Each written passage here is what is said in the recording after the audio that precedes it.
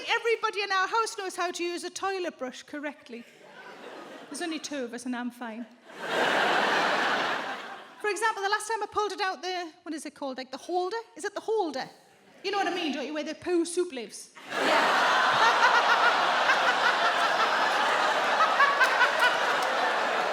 If you were horrified by that, hold on tight, guys.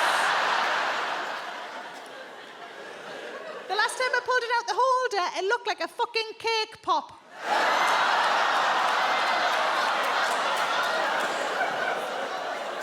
Can't use that now, it's going to put more poo on the toilet.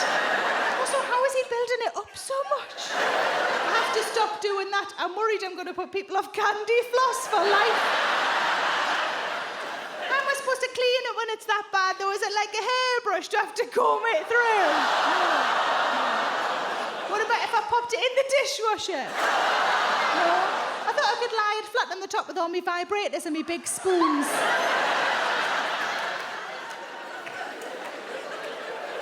Transpires that before he met me, my husband used to think the toilet brush was used for unblocking the toilet.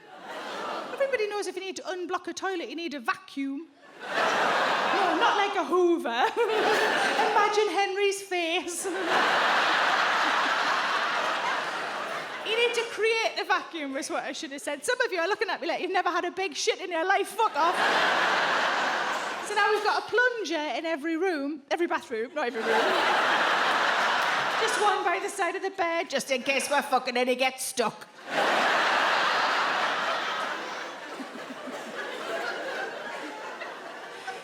But it's not that long ago that my husband found out that the towels he brought into our relationship have gone to live on a farm.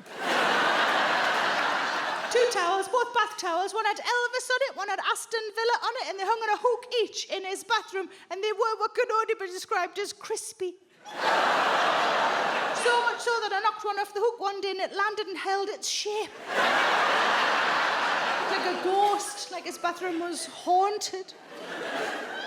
Really early in our relationship one day, I said to him, have you got a towel I could borrow? And he said, yeah, just use either of the ones in the bathroom. And I was like, what if I like my skin? So he looked in the cupboard for any alternative. He found what looked like a small white hand towel. I thought that'll have to do. But when I opened it out in the bathroom, it turned out to be an Ibis Hotel bath mat. For fuck's sake! Things are very different for him before he met me. He used to have black bed sheets. And not like in a Mr. Lover kind of way, just Georgia Asda cotton black sheets. His reasoning was that they wouldn't show anything up. You know, they did show up. Jizz. If anything, they were jizz-enhancing sheets. Looked like a Bob Ross painting. One day I thought I'd seen Jesus' face. Which presumably would count as the second coming.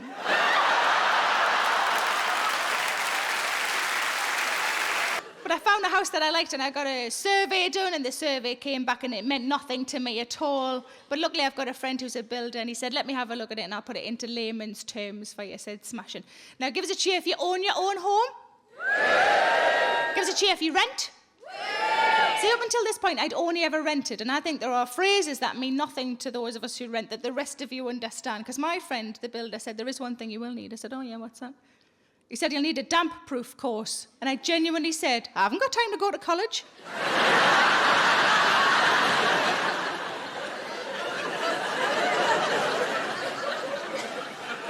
But the house that I bought had a log burner. I've never had a log burner before. I got quite excited about the log burner. Not as excited as my fella did. He just went, oh my God, we'll be able to get a toasting fork. Oh, we'll be able to toast things. And I thought, he does know I've got a toaster, doesn't he?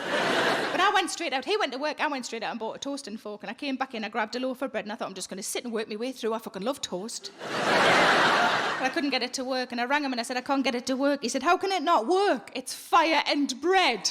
And I told him what I'd been doing. Turns out I should have had the little door open.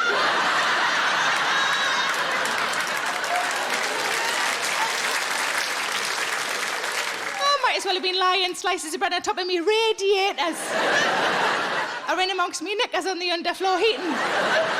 Oh, you're right, that's probably too much yeast altogether, isn't it?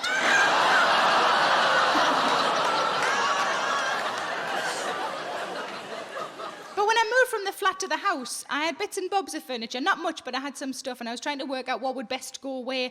And I said to me fella, God, I wish I had a tape measure. He said, what do you need a tape measure for? I said, I just want to know if that unit will fit in that alcove. And he said, well, I can sort that out for you. I said, I don't want you to move it. He said, no, I can work it out for you. And I said, have you got a tape measure? He said, no, but I've just got like an instinct about these things. And I thought, fucking instinct. Let's have a look at your instinct, pet. And I said, go on then. So this is genuinely what he did. He went like this.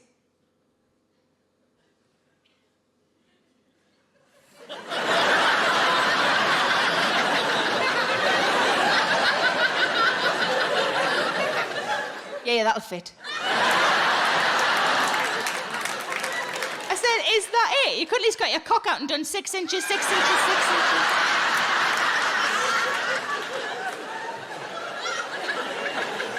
But you know, when you first move in somewhere that's new to you, you want to make a few changes, don't you? So it feels a bit more like yours. One of the things I really wanted, like my parents are both disabled and both getting on a bit in age, and I thought something that would be really good for when they come to stay would be a grab rail in the shower. I won't really notice it when I'm in the shower, but when they come to stay, that would be very useful for them. So I got a grab rail fitted in the shower. And like a month later, I had a friend round visiting, and I was showing around the house, you know, biscuit room, other biscuit room. Carefully, don't trip up on all the knickers and bread. We got to the bathroom and I said, oh, look, I've had a grab rail fitted in the shower. And she went like this. Ooh, saucy.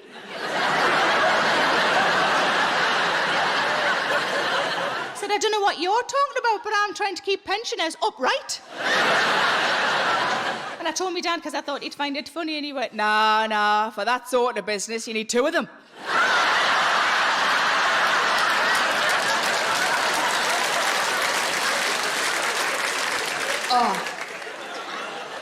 Oh.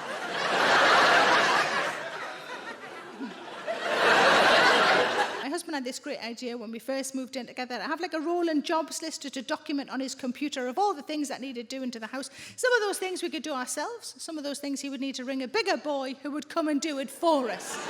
And one day he shared the document with me. He said, just in case you want to add any jobs to the list. So I scrolled right to the bottom and I just wrote cunnilingus. And he spotted it. He said, yeah, as long as you don't mind a Polish handyman coming to do it. And I said, not at all. He said, to be fair, it's sort of already on the list. It's just under clearing the gutters. But I've been married a long time, different men. Let's move on. And thinking a bit about relationships, I've got a theory, see if you agree with this. My theory is that most relationships are made up of one person who does chores as they see them arise, and another person who needs to be asked to do chores. Would you agree with that? Yeah? So I'm the doer in our family. My husband will do anything I ask, but does often need to be asked. So I found a way around this. If this is helpful in your relationship, please use it. I do not mind. What I do is I make every chore a challenge. So I say to him, bet you can't bring in all the shopping from the car in one go.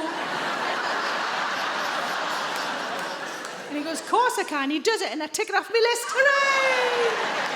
I say, I bet you can't empty the dishwasher in less than 2 minutes. And he goes, I bet I bloody can. I use a stopwatch to make it more fun for him, you know. It's basically like a really domestic version of the Crystal Maze, where I am Richard O'Brien, or Richard Ayoade if you're very young, and my husband is in a big glass sphere. Also in the sphere is a washing machine and a tumble dryer. Against the clock, to win another month of marriage, he has to take clothes out of the washing machine and deduce whether or not they can be tumble dried. And it's not as straightforward as looking at the label, because nobody knows what the fucking symbols mean. There's only one symbol we all know, and I think the reason it's universal is because it's so damn important, and that's the hand one. We all know the hand one, don't we? Because that means wave goodbye to your lovely top, because it's about to get fucking shrunk. My friend's got a rounders bat down the side of her bed. For protection.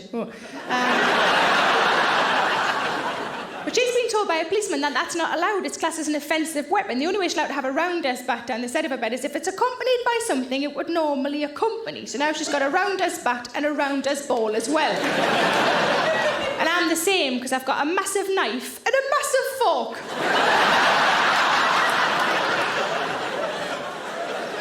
So if somebody breaks in with a big lump of steak, I'm champion. But But I live in a flat as well, and the flat directly opposite mine has been empty the whole time that I lived there, so I just never bothered getting any curtains. And I regularly wander around in just me knickers, because I'm 35 and I don't give a shit. But a friend came around for a cup of tea and she said, have you noticed that some young lads have just moved into the flat opposite you? I said, oh, I hadn't noticed. She said, don't you think it's time you got yourself some curtains? So as far as I'm concerned, if some young lads are looking at me wandering round in me knickers, I'm still the winner. Are you an eager beaver or a late bloomer? If you're a late bloomer like me, then my new show is just for you. Late Bloomer is available now to stream and download from my website, sarahmillican.co.uk.